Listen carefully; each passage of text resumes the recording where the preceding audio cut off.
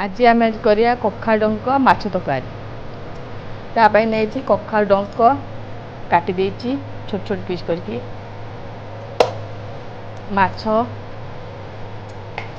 ये मो मसला ऑलरेडी बाटी देछि जीरा लंका आउ माने पियाज होची शुक्ला लंका आ रसुण हल्दी गुंड एकाठी बाटी देछि आपन देखंतु आग हम बाटी देछि तापरे दीटा छोट छोट आलू गोटे बैगण ताको काटी देछि आ तापे माने फुटिया पे गोटे पियाज टे नेछि एति सामग्री तार करिया पड़े तेल बसि देछि गैस ऑन कर दवा तेल टी ताती गला परे हमें माछ पकेई भाजिया सो तेल टी ताती जाए ए देखो भल भाव तेलटा ताती गलानी आम कौन करिया माछ को पकेइबा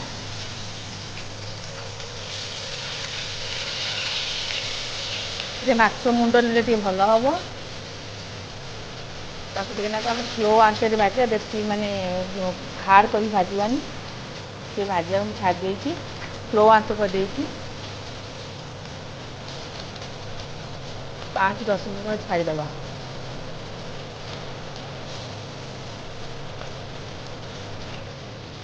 देखो भल भाव मछटा भाजी गला कौन कर काढ़ीदबा एति भाजा बेसी हार्ड करवानी देखो भाजा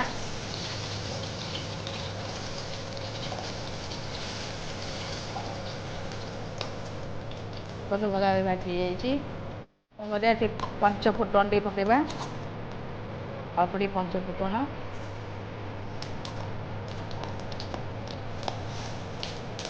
जेहेतु मसला रे लंका कंचा लंका श्रीलंका आउ जीरा सोरिष आ रसुण पियाज हल्दी गुंड अलरेडी मैंने बाटी रखी जाइए से कंचा लंका फुटौनी आप राग खाते राग देते तापर गोटे बड़े पियाज दे देदेवा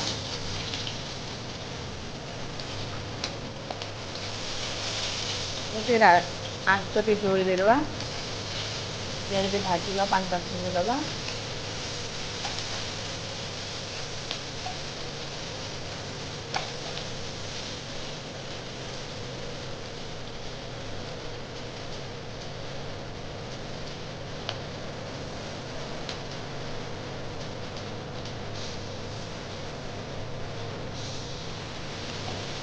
भल भाव भाजी गला दरदर भजा कले एति भजा करेंगे हाँ मुझे कह भूली जाइए मुझे टमाटो गोटे बाटी देती कह आप भूली जाइए आप चाहिए काटी पकई पारे चाहिए बाटी पारे मुझे मिसेक बाटी देती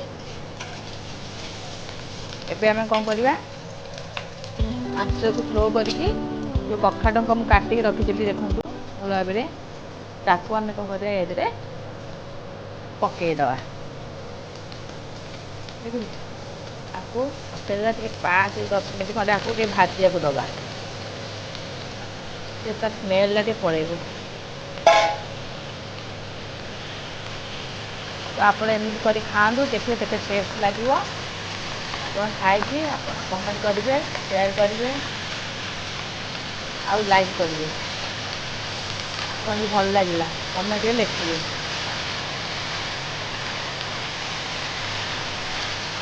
आपके भाजा 5-10 मिनट छाड़ीदबा भाजी भाजी जाऊ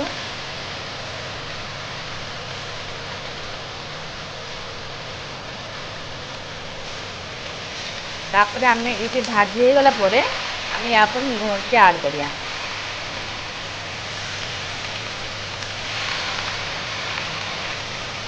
कखारु डंक एमती कर खाइले बहुत बढ़िया टेस्ट लगे आप कर खाँतु जाने के टेस्ट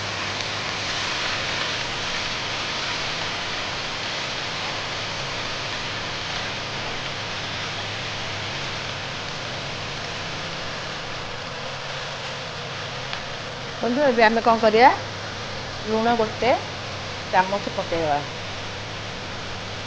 तापर जो आलू बैगन जो काटी आप सारू चाहिए पकई पारे कखारु चाहिए पकई पारे आप जहाँ चाहिए पकई पारे मुझे पकौनी खाली आलू बैगन पकौनी ତାକୁ ଭଲ ଭାବରେ ପକାଇଦେବା। ଚିକେନକୁ ତା ଦେହରେ ଘାଣ୍ଟିଦେବା। ସେ ମାନେ ହେଇଯାଆନ୍ତୁ, ତାପରେ ଆମେ ମସଲାଟା ଆଡ଼୍ କରିବା।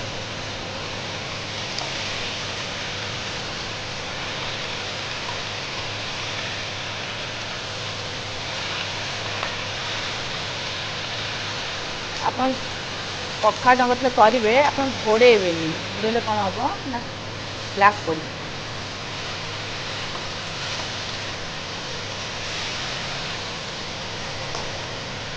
କୁହନ୍ତୁ ଏବେ ଭାଜି ହେଇଗଲାଣି। ଏତିକି ଭଜା ଆମେ କରିବା, ତାପରେ ଆମେ ଯେଉଁ ମସଲାଟା ବାଟିଥିଲି ତାକୁ ମୁଁ ଆଡ଼୍ କରିଦେବି। ମୁଁ ଆଉ କିଛି ମସଲା ତା ଦେହରେ ପକାଉନି, ପାଣି ମୁଁ ଦେଉନି। କଖାରୁ ଡଙ୍କରୁ ପାଣି ବାହାରିବ, ଆପଣ ପାଣି ଚାହିଁଲେ ଦେବେ, ନ ଚାହିଁଲେ ଦେବେ। ପାଣି ଦେଉନି, ଆପଣ ଦେଖିବେ ପାଣି ବାହାରି ପଡ଼ିବ, 5-10 ମିନିଟ୍ ପରେ ପାଣି ବାହାରିବ। ଆକୁ ଟିକେ 5-10 ମିନିଟ୍ ଘୋଡ଼େଇକି ଛାଡ଼ିଦେବା। 5-10 ମିନିଟ୍ ଘୋଡ଼େଇ ଦେବା, ତାପରେ ପଛରେ ଆମେ ମାଛଟା ଆଡ଼୍ କରିବା। ହେଇଲା ପରେ ଦେଖନ୍ତୁ ମୁଁ ଆକୁ 5-10 ମିନିଟ୍ ଛାଡ଼ିକି ଘୋଡ଼େଇ ଦେଉଛି। ଏଠି ସିଝିଯାଉ ଭଲ ଭାବରେ। ଆଞ୍ଚକୁ ସ୍ଲୋ କରିଦେବା। ଦେଖନ୍ତୁ ମାଛଟା ହେଇକି ନାହିଁ। ଆମେ ଯେଉଁ ତରକାରୀଟା ବସିଥିଲେ କଖାରୁ ଡଙ୍କା ଦେଖ ଦେଖିଦେବା। ଏ ଦେଖ ଭଲ ଭାବରେ ହେଇଗଲାଣି। ଦେଖ ପାଣି ବାହାରି ପଡ଼ିଛି ଅଲରେଡ଼ି। ଆପଣ ପାଣି ଦେବେନି। ଦେଖନ୍ତୁ ମୁଁ ଯେଉଁ ମାଛଟା ରଖିଥିଲି ତାକୁ ଭାଙ୍ଗି ଦେଇଛି, ଖଣ୍ଡ ଖଣ୍ଡ କରି ଛୋଟ ପିସ୍ କରି ଭାଙ୍ଗି ଦେଇଛି। ଆଉ ତା ଭିଡ଼ିଓରେ ଟାଇମ୍ ଲାଗିବ ବୋଲି ମୁଁ ଭାଙ୍ଗି ଦେଇଛି ଆଗୁଆ। ଦେଖନ୍ତୁ ଭଲ ଭାବରେ ତାକୁ କ'ଣ କରିବା ପାଇଁ ଏଥିରେ ପକାଇଦେବା। ଟିକେ ଭଲ ଭାବରେ ଘାଣ୍ଟି ଦେବା।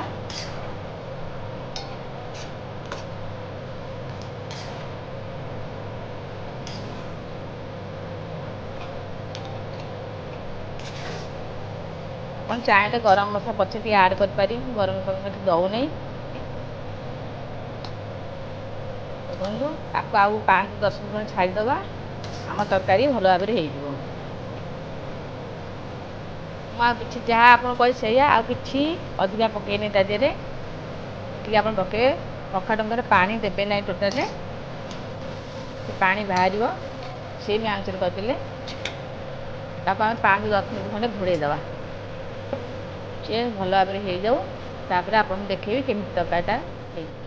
ଏବେ ଦେଖିବା ତରକାରୀଟା ହେଲାଣି ନାହିଁ ଭଲ ଭାବରେ। ଦେଖନ୍ତୁ ଭଲ ଭାବରେ ତରକାରୀଟା ହେଇଗଲାଣି। ଆପଣ ଚାହିଁଲେ ଆକୁ ପଖାଳ ଭାତରେ ଖାଇପାରିବେ, ଗରମ ଭାତରେ ବି ଖାଇପାରିବେ।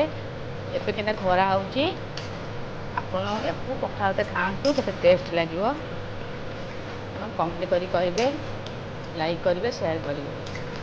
ଦେଖନ୍ତୁ ମୁଁ ଗୋଟେ ଜାଗାକୁ କାଢ଼ି ଦେଉଛି। ଗରମ ଗରମ ଅଛି, ଥଣ୍ଡା ହେଲା ପରେ ଖାଇବେ।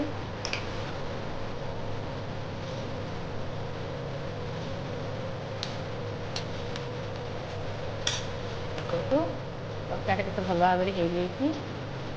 ଆପଣ ଖାଇକି ଟେଷ୍ଟ କରିକି କମେଣ୍ଟ କରିକି କୁହନ୍ତୁ ଟେଷ୍ଟି ହେଇଛି।